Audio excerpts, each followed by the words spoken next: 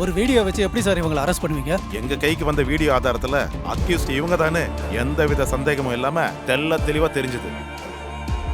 சட்டப்படி இவங்களை அரெஸ்ட் பண்றதுக்கு எனக்கு இதை விட வேற எந்த பெரிய எவிடன்ஸ் தேவையில்லைன்னு தான் இவங்களை அரெஸ்ட் பண்ண. இவங்க பேர்ல எஃப்ஐஆரும் ஃபைல் பண்ணியாச்சு. உங்க எவிடன்ஸை வச்சு தாராளமா நீங்க எஃப்ஐஆர் ஃபைல் பண்ணிக்கோங்க. அதை நாங்க லீகலா கோர்ட்ல பாத்துக்கோம். இது ஜட்ஜு சைன் பண்ண பெயில் காப்பி. இவங்க இந்த ஊரை விட்டு வெளியே போக கூடாதுங்கிற கண்டிஷனோட நாங்க முறையா ஜாமீன் வாங்கியிருக்கோம். இவங்களை இப்பவே ரிலீஸ் பண்ணுங்க இன்ஸ்பெக்டர்.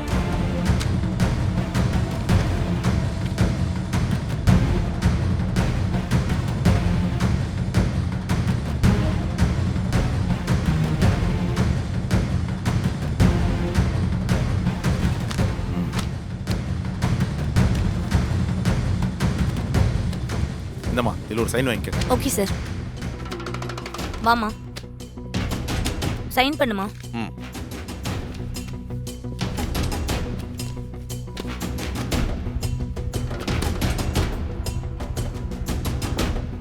கூட்டிட்டு போலாமா சார்? கூட்டிட்டு போங்க. எனக்கு என்னமோ அது விஷாலோட வேலையா இருக்குமோ நான் ஆரம்பத்துல இருந்தே உங்ககிட்ட சொன்னேன். நீ தான் கேட்கல. தப்புதான்ப்பா. நீங்க சொன்னதை நான் அப்படியே நம்பி இருக்கணும்.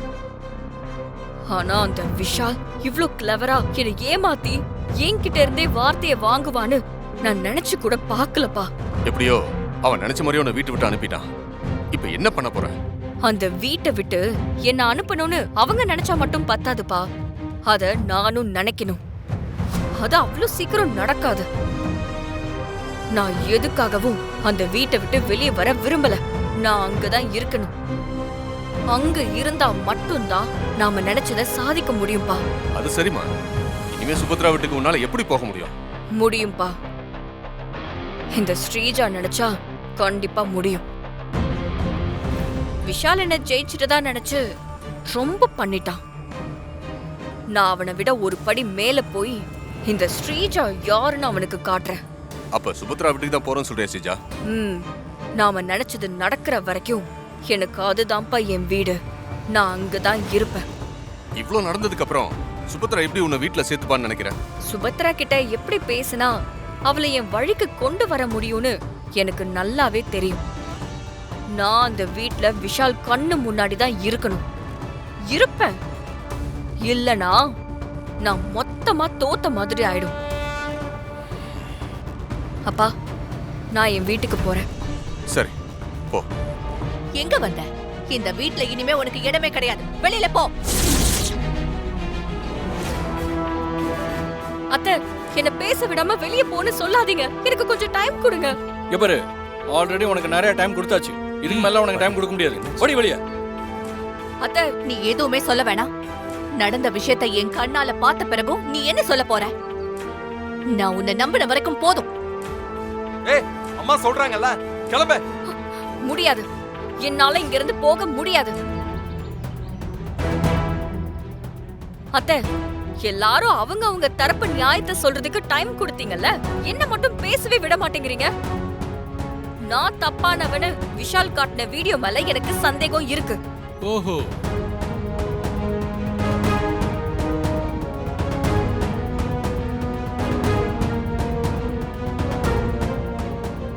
தயவு செஞ்சு என்ன பேச விடுங்க. என் புள்ளைய துப்பாக்கியால சுட்டிருக்க. இதுக்கு மேல சந்தேகப்படாம இருக்க முடியுமா? அத்தை, நீங்க சொல்றதெல்லாம் கரெக்ட் தான். இந்த வீடியோவை பார்த்தா யாருக்கா இருந்தாலும் கோவம் வரதா செய்யும். ஆனா அசோக்க நான் ஹாஸ்பிடலுக்கு கூட்டிட்டு போனது உண்மை.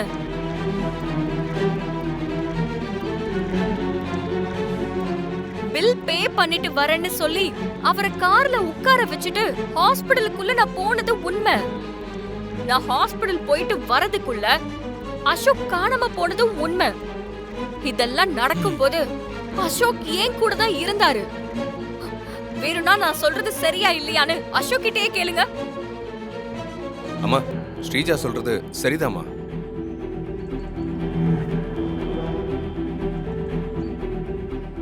அவங்க தான் என்ன கார்ல உட்கார வச்சுட்டு போனாங்கம்மா.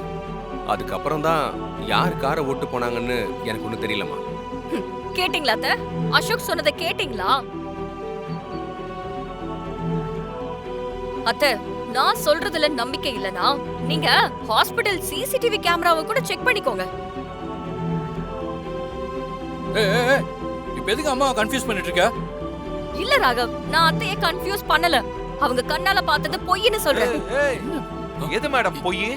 அப்போ அசோக நீ ஷூட் பண்ணது உண்மை இல்லைன்னு சொல்ல வரியா? ஆமா, நான் அசோக ஷூட் பண்ணல.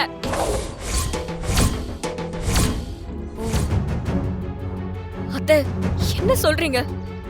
அப்போ நான் சொல்றத நீங்க நம்பல, அப்படிதானே? அத்தை ப்ளீஸ் அத்தை, கொஞ்சம் எனக்கு டைம் கொடுங்க.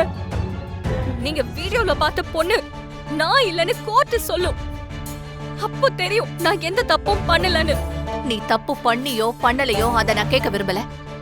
நீ எப்ப என் குடும்பத்துக்கு சேஃபான ஆள் இல்லங்கிற ஃபீல குடுத்துட்டியோ, இனிமே உன்கிட்ட எதையுமே பேச எனக்கு விருப்பம் இல்ல. இருந்தாலும் நானும் ஒரு பொண்ணை பெத்து வச்சிருக்கேன்.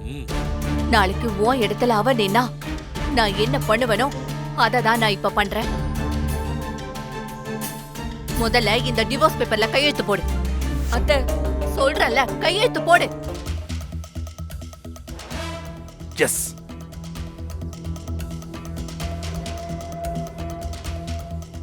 ப்ளீஸ் அத்தை. நீ சொல்ற மாதிரி கோர்ட்ல அந்த வீடியோல இருக்கிறது நீ இல்லன்னு சொல்லிட்டா இந்த பேப்பரை கிழிச்சு போடுறதுக்கு நான் யோசிக்கவே மாட்டேன். அம்மா, அதே நேரம் கோர்ட் உன்னை குற்றவாளின்னு சொல்லிட்டா என் பையன் வாழ்க்கையை விட்டு கேள்வியே கேட்காம நீ வீட்டை விட்டு போயிடணும். அதுக்கு தான் இந்த பேப்பர்ஸ்.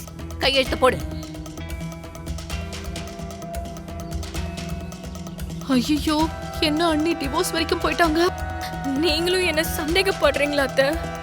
நடந்த எல்லாத்தையும் வச்சு பார்த்தா எனக்கு உன் மேல சந்தேகம் வராம இருக்குமா? சந்தேகம் இருக்கதா செய்யும். அதுக்குதான் இந்த டிவோர்ஸ் பேப்பர்ல கையெழுத்து வாங்கணும்னு நான் நினைக்கிறேன். முதல்ல அந்த டிவோர்ஸ் பேப்பர்ல கையெழுத்து வாங்கிட்டு இவளை வெளியே அனுப்புங்கம்மா. கொஞ்சம் பொறுமையா இரு ராகவ். அவளுக்கு ஒரு சான்ஸ் கொடுப்போம். அவ சொல்ற மாதிரி அவ தப்பு பண்ணலன்னு ப்ரூவ் பண்ணட்டும். அப்படி இல்லையா நாம என்ன சொல்றோமோ அதுக்கு இவ கட்டுப்பட்டு தான் ஆகணும். கையெழுத்து போடு.